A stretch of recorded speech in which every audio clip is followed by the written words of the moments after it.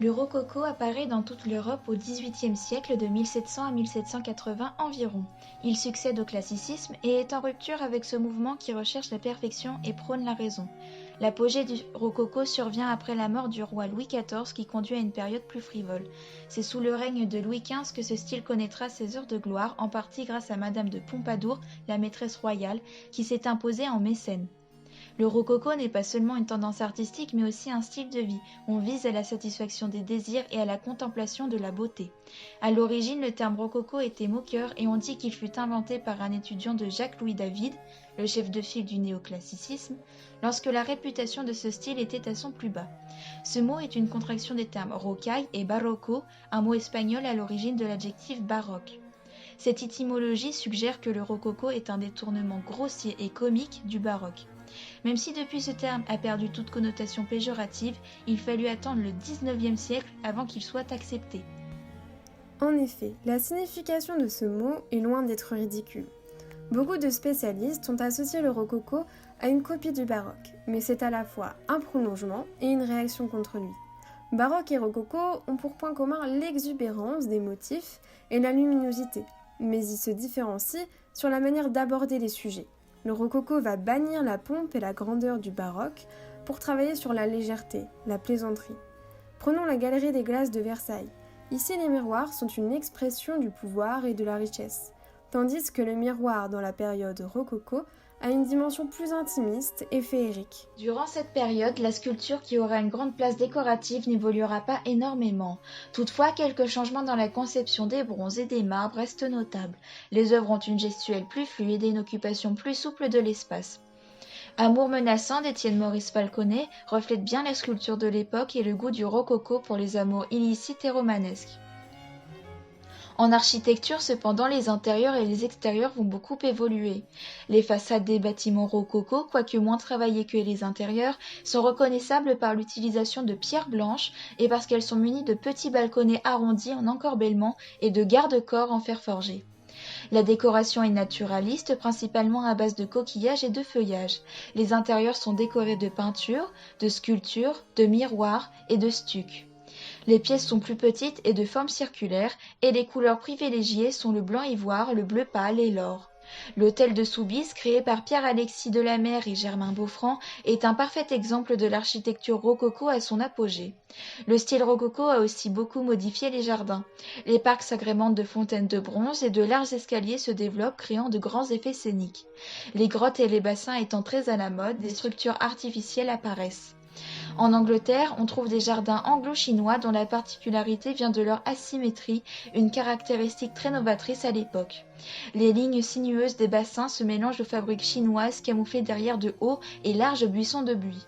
Les artistes se servent essentiellement de la peinture à l'huile au XVIIIe siècle et voient apparaître de nouveaux pigments, tels que le vert cobalt.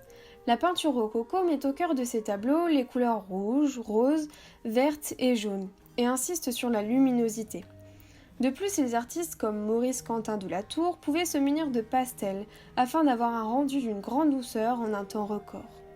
La peinture rococo est décrite comme singulière. En effet, les tableaux sont influencés par le théâtre, de par la composition imaginative ou encore les costumes et postures fantaisie des personnages. Ainsi, la peinture rococo aborde les thèmes de l'amour, de la nature, de l'exotisme des pays lointains ou encore de la fête galante. La fête galante désigne des scènes en plein air idylliques où des personnages en costume se divertissent. Le pèlerinage de l'île de Cythère de Watteau de 1717 est un tableau représentatif du rococo. Watteau, désigné par les frères Goncourt comme le maître des sérénités douces et des paradis tendres, représente une fête galante composée de pèlerins de l'amour venus rendre hommage à Aphrodite. Cette œuvre sensuelle et légère s'inspire de la comédie de Florent Dancourt, Les Trois Cousines. Le rococo s'inscrit dans une époque où la presse et les encyclopédies en sont à leur début. En effet, au XVIIIe siècle se développe une nouvelle exigence vis-à-vis de la lecture. Les informations doivent être claires et lisibles. Pour cela, les imprimeurs se réfèrent aux inscriptions gravées dans les monuments.